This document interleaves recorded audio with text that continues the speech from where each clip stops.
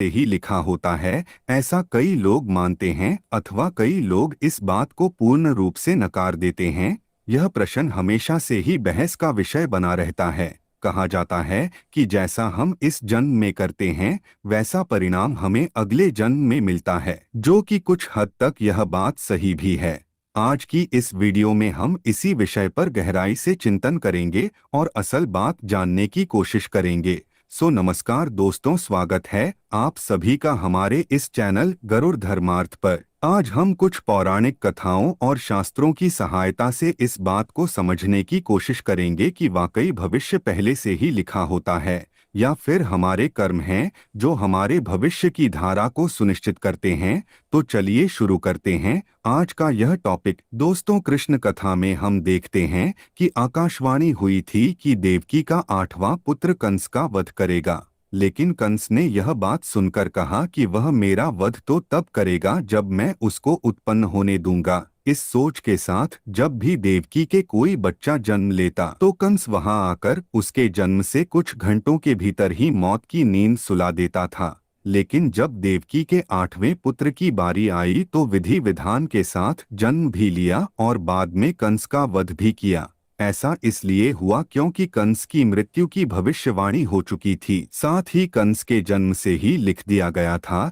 कि उसकी मृत्यु कैसे होगी और किसके हाथों होगी। यही नहीं दोस्तों, इस संसार में जो भी मनुष्य जन्म लेता है उसके बारे में भविष्य पहले से ही लिख दिया जाता है। मनुष्य का जन्म कैसे होगा, कौन सी जगह होगा और उसके जीवन में कौन कौन सी परेशानियां आएंगी, यह सब विधि का विधान है और इसे चाह कर भी नहीं बदला जा सकता। इसके साथ ही आपको यह बता दें कि कई ऐसे पौराणिक शास्त्र एवं ग्रंथ मौजूद हैं जिनमें कई महापुरुषों के भाग्य पहले से ही लिखे होने के प्रमाण मिलते हैं। जैसे हम रामायण में देखते हैं कि यह पहले से ही तय था कि भगवान श्री राम को 14 सालों का वनवास मिलेगा, अर्थात इसके पीछे का कारण भगवान श्री राम के हाथों रावण का वध होना था।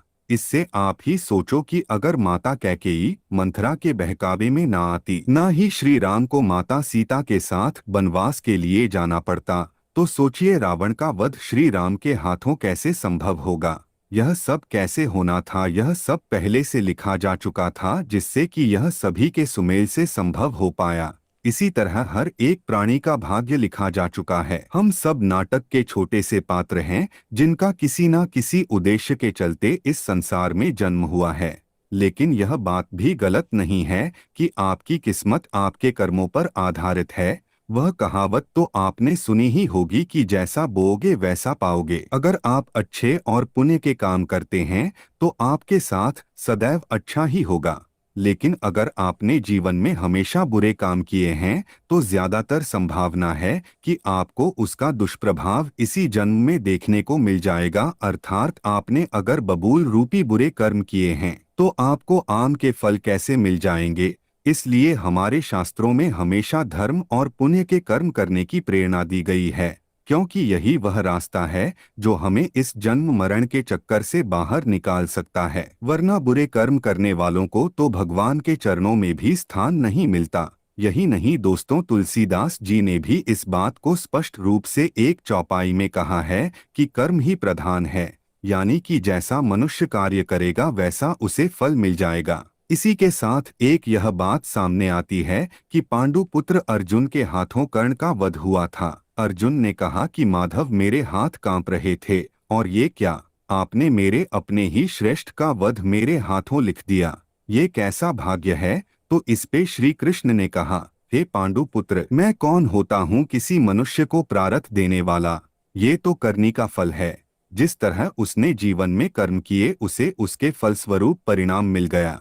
और हाँ, जीवन में किस स्तर पर फूल मिलेंगे या कांटे यह मनुष्य खुद कर्मों के द्वारा तय करता है। श्री कृष्ण ने कहा, तुमने अधर्म के विरोध में स्वर उठाया और धर्म का रास्ता चुना, जबकि कर्ण ने अधर्म का रास्ता। तो ऐसे में मैं क्या कर सकता था, लेकिन फिर भी मैंने उन्हें कई विकल्प दिए, परंतु उसने हर बार दुर्योधन और उसकी मित्रता को आवश्यक समझा। भागवत गीता के इस अध्याय में हमें यह सीखने को मिलता है कि भगवान हमें कुछ अवसर जरूर देता है, जिससे कि हम अपने किए गए बुरे कर्मों का पश्चाताप करके सही राह पर आ सकते हैं। अंत में यही कहना चाहूँगा कि अवश्य ही हमारा भविष्य लिखा जा चुका है, लेकिन कर्मों के आधार पर ही हमें फल मिलता है।